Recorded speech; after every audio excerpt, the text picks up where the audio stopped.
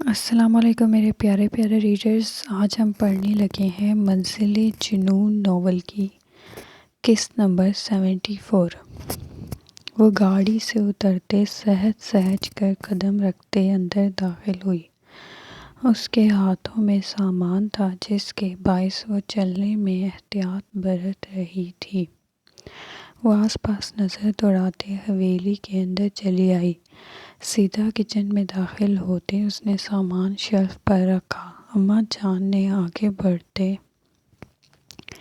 فوراً اسے گلے سے لگایا۔ کیسی ہے میری بیٹی؟ وہ محبت سے اس کا چہرہ تھام گئی۔ میں تو ٹھیک ہوں، لیکن وہ کہاں ہیں؟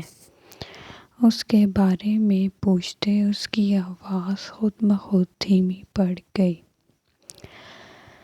تمہارے نہ آنے کا سن کر کل سے غصے میں گھوم رہا تھا۔ آج بھی صبح سے کمرے سے ہی نہیں نکلا۔ انہوں نے فوراً رپورٹ دی۔ آپ نے بتایا تو نہیں کہ میں آ رہی ہوں؟ کیک کا ڈبہ کھولتے اس نے احتیاطاً پوچھا۔ اماں جان نے نفی میں سر ہلایا۔ اس نے تو غصے میں صبح ناشتہ بھی نہیں کیا۔ ان کے بتانے پر میرا نے ہنسی دبائی۔ اب جلدی جاؤ، میرے بیٹے کو اور مت ستاؤ۔ انہوں نے اس کے سر پر چپت لگائی تو وہ کھلکھلاتے کیک اٹھائے اس کے کمرے کی جانب بڑھ گئی۔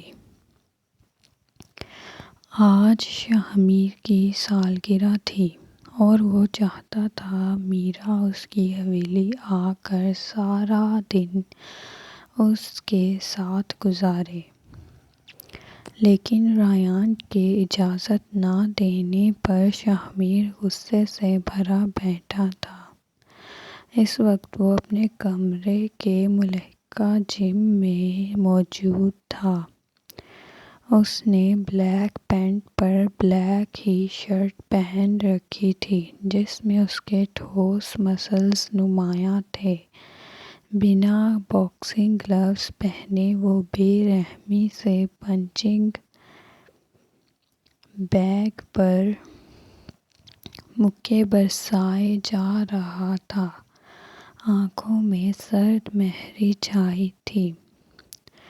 اگر تو میری بہن کا شوہر نہ ہوتا، میں زندہ زمین میں گاڑ دیتا۔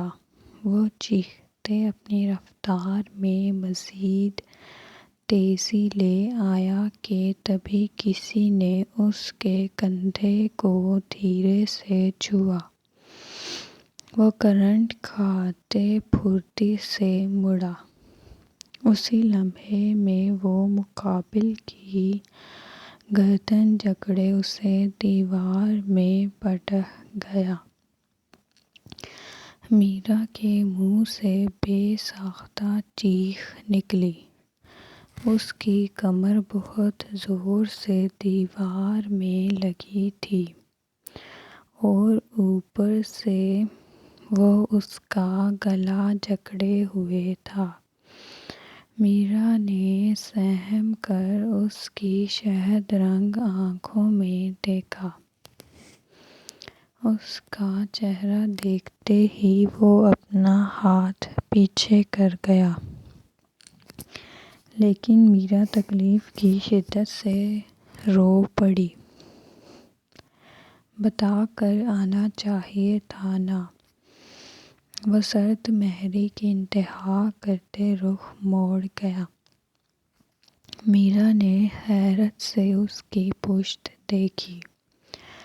نگاہ فرش پر پڑے کیک پر گئی جس کا نقشہ ہی بدل چکا تھا۔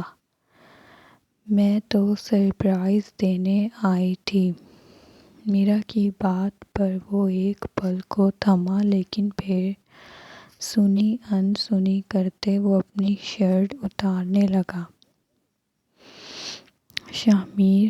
وہ چیخ پڑی۔ ہمیشہ اسے خود کی قدر کرتے دیکھا تھا۔ وہ ہوتی تو وہ کہیں اور دیکھتا ہی کہاں تھا، اور اب بس اسے ہی نہیں دیکھ رہا تھا۔ مجھے ایک ضروری کام سے نکلنا ہے۔ وہ الماری کھولتے کوئی دوسری شرٹ دیکھنے لگا۔ میرا نے آنسوؤں سے بھری نگاہوں سے اسے دیکھا۔ آپ ناراض کیوں ہو رہے ہیں؟ وہ ماتھے پر بل لیے اس کی جانب بڑھی۔ میں ناراض نہیں ہوں، کہا نا کہ ضروری کام ہے۔ میرا نے منہ میں انگلی ڈالے بلیک سینڈوں سے جھلکتے اس کے توانا بازوؤں کو دیکھا۔ شامر ایک شرٹ نکالتے کمرے کی جانب بڑھا۔ وہ بھاگتے اس کی پشت سے آ لگی۔ دونوں ہاتھ اس کے سینے پر باندھتے وہ اپنا سر اس کی کمر سے ٹکا گئی۔ ہیپی برتھڈے میر! اس کی سرگوشی پر شامر ساکت ہوا۔ وہ یوں پاس آ کر اس کے جذبات میں کیسے آگ لگاتی تھی، وہ جان جاتی تو کبھی ایسی غلطی نہ کرتی۔ کیوں احسان کر رہی ہو مجھ پر؟ وہ اس کا حصار توڑتے مڑا۔ آپ ایسا کیوں بول رہے ہیں؟ آپ کو پتہ ہے ہم لالا سے جھوٹ بول کر آئے ہیں، انہیں تو پتہ بھی نہیں کہ بس کر دو پلیز۔ تم اپنے شوہر سے ملنے آئی ہو، کسی غیر سے نہیں۔ کوئی بہت بڑا کام نہیں کیا تم نے۔ وہ اسے کمر سے تھامتے سختی سے اپنے سینے سے لگا گیا۔ آپ کو ہوا کیا ہے؟ وہ مزید رونے کو ہوئی۔ تمہیں اچھی طرح سے معلوم ہے مجھے کیا ہوا ہے۔ پاگل ہو گیا ہوں تمہارے عشق میں، تڑپ رہا ہوں تمہارے لیے، لیکن تم مجھے میسر ہی کہاں ہو۔ اس نے گہری نگاہوں سے اس کا سجا سنورا روپ دیکھا۔ وہ سبز رنگ کا لباس پہنے خاص طور پر تیار ہوئی تھی۔ ہم ہر روز تو ملتے ہیں، اس کا شکوہ رد کر دیا گیا۔ شامر نے تعصب سے اسے دیکھا۔ وہ روزانہ 2 گھنٹے اسے ٹیوشن دینے جاتا تھا، اور اس دوران بھی اس کا سڑیل بھائی انہیں اکیلا ہی نہیں چھوڑتا تھا۔ میرا مجھے رخصتی چاہیے۔ اس بار وہ صاف مطلب کی بات پر آیا۔ میرا نے گہرا سانس بھرا۔ اب یقیناً ان کا جھگڑا ہونا تھا۔ میں اس مرتبہ جب سب کے سامنے بات کروں تو مجھے تمہارا ساتھ چاہیے۔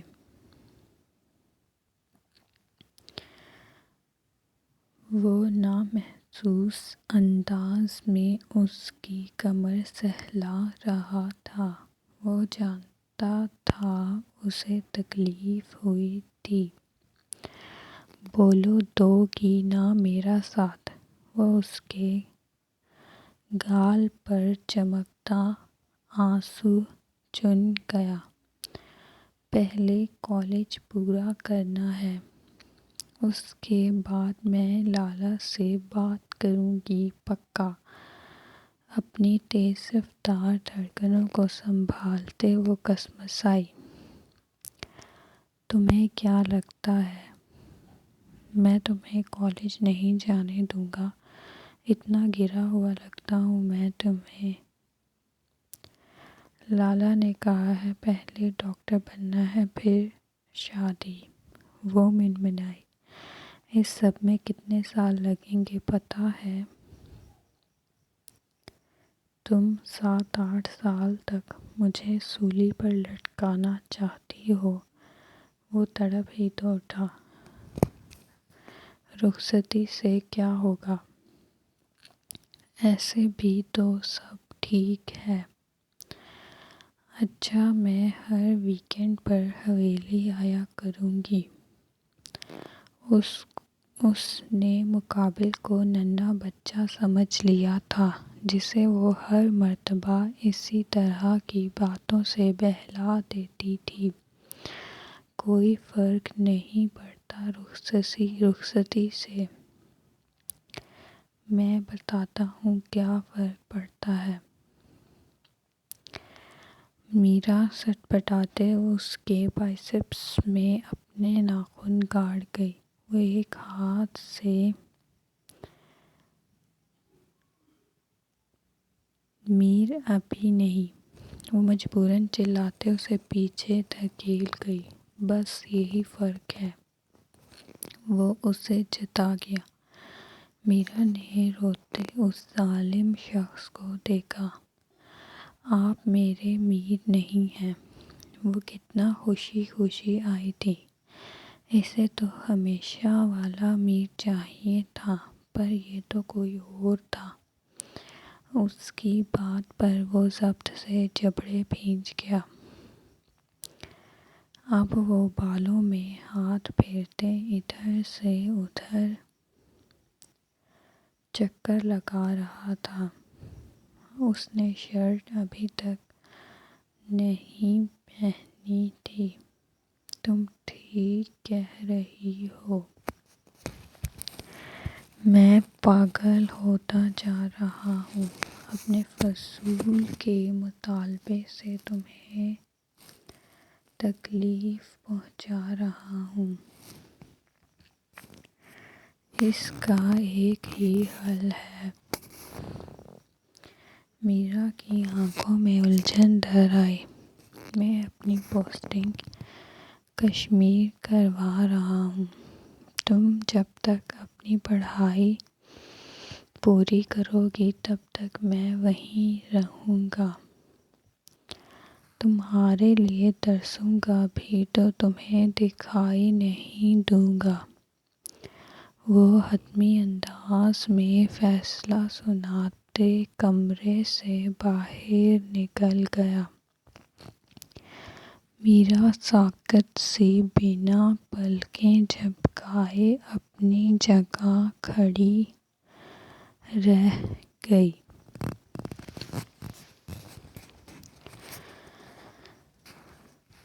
حور نے درد بھری ہچکی لیتے اس کی جانب ہاتھ بڑھایا۔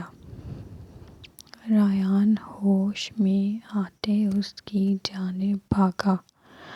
حور اسے اپنی آواز ہی کھائی سے آتی محسوس ہوئی۔ ریان ہمارا بچہ، وہ درد سے دوہری ہوتے چلائی۔ حور سب ٹھیک ہو جائے گا۔ وہ اسے گود میں اٹھائے بھاگا۔ احتیاط سے اسے گاڑی میں ڈالتے اس نے ڈرائیونگ سیٹ سنبھالی۔ اس کا بس نہیں چل رہا تھا وہ چند منٹ کا سفر لمحوں میں طے کرتے ہسپتال پہنچ جائے۔ اس کی گاڑی تمام حدود پھلانگتے تیزی سے آگے بڑھ رہی تھی۔ ریان گاڑی میں اس کی درد بھری پکاروں سے گونجنے لگی۔ حور برداشت کرو۔ بس تھوڑی دیر میں سب ٹھیک ہو جائے گا۔ وہ اسے تسلی دینے کے علاوہ کچھ نہیں کر سکتا تھا۔ آج وہ بے بسی کی انتہا پر تھا۔ چاہ کر بھی وہ اس کی تکلیف کم نہیں کر سکتا تھا۔ نہیں برداشت ہو رہا، بہت درد ہو رہا ہے۔ پھوٹ پھوٹ کر روتے وہ اس کے دل پر پیر رکھ گئی۔ زندگی میں پہلی مرتبہ وہ اتنی بری طرح سے گھبرا رہا تھا۔ ہمیں پتہ ہے ہم مر جائیں گے، ہم زندہ نہیں بچیں گے ریان۔ ریان نے اس کی بات پر اسٹیئرنگ پر گرفت مضبوط کی۔ کمبخت لفظوں سے ہی روح گھائل کر رہی تھی۔ ہم اپنے بچے کو بھی نہیں دیکھ پائیں گے، ہم مر جائیں گے۔ تکلیف کے مارے اس کا جسم پسینے سے تر ہوا۔ ہمارے بچے کو کچھ نہیں ہونا چاہیے، وہ ہوش کھونے لگی۔ بس کچھ دیر۔ ریان نے ہاسپٹل کے سامنے گاڑی روکی۔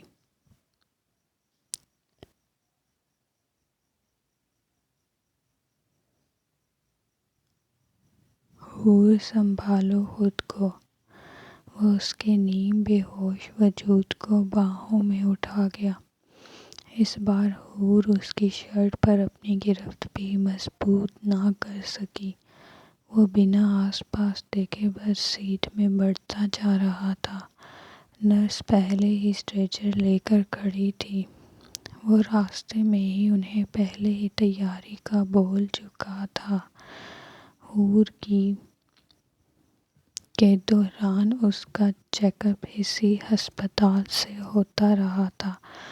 آئی سی یو تک جاتے جاتے وہ بس اس کا آنسوں سے بھیگا چہرہ دیکھتا رہا۔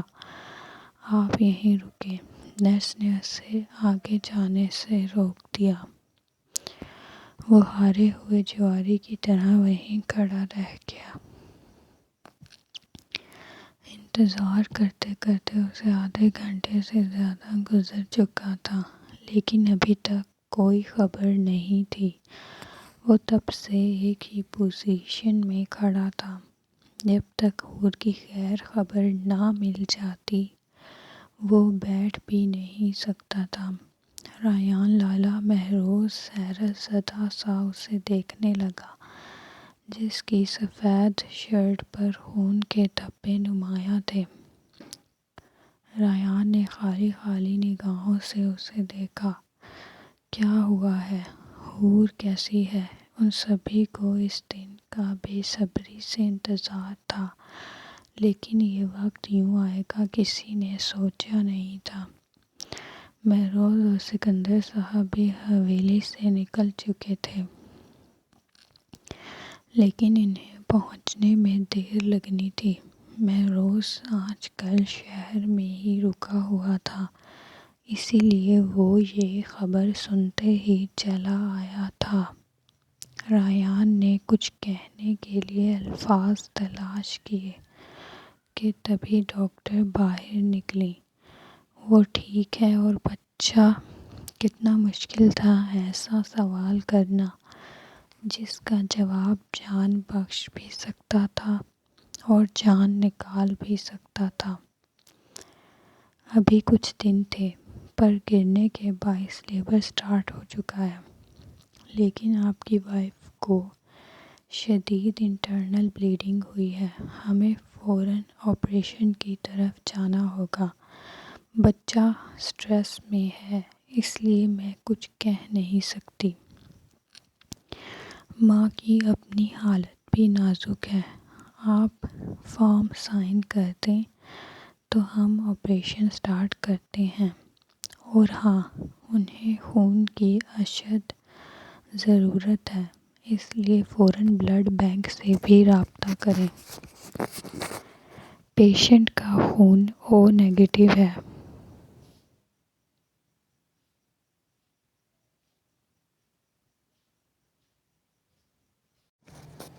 شاید آپ کو کہیں اور سے بھی بندوبست کرنا پڑے۔ ڈاکٹر اپنے الفاظ سے اس کے سینے میں خنجر پیوست کرتے واپس چلی گئیں۔ وہ نچلی رنگت کے ساتھ شل کھڑا رہا۔ لالا حوصلہ کریں، اس وقت آپ کو مضبوط رہنا ہے، میں جا کر خون کا انتظام کرتا ہوں۔ مہروز وہاں سے جاتا کہ اس سے پہلے ہی ریان اسے روک گیا۔ تم یہیں ٹھہرو، اس کے لیے جو بھی کرنا ہے میں کروں گا، چاہے کچھ بھی ہو جائے اسے کچھ ہونے نہیں دوں گا۔ وہ تیزی سے وہاں سے نکلتا چلا گیا۔ مہروز نے اس کی نم نگاہیں دیکھتے بے بسی سے مٹھیاں بھینچیں۔ کتنا مشکل تھا اتنے مضبوط انسان کو یوں ٹوٹا ہوا دیکھنا۔ لائک